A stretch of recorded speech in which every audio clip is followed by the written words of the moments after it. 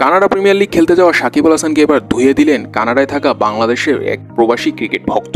বাংলাদেশে তো চলছে কোটা আন্দোলন, আর এই বিষয়টা নিয়ে সাকিব আল হাসান এখন পর্যন্ত কোনো কথা বলেননি। তিনি এখন পর্যন্ত চুপচাপই আছেন, আর এই কারণে সাকিবকে নিয়ে অনেক বেশি পরিমাণ সমালোচনাও চলছে পুরো বাংলাদেশ ব্যাপী। তো এবার সাকিব আল হাসানকে সামনে পেয়ে সেই সুযোগটা বিন্দুমাত্র হাতছাড়া করেননি ওই প্রবাসী ক্রিকেট ভক্ত।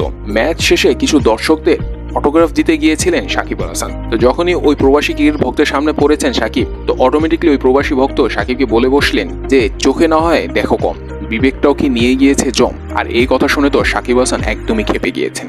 পাল্টা প্রশ্ন করেছেন যে আপনি দেশের জন্য কি করেছেন।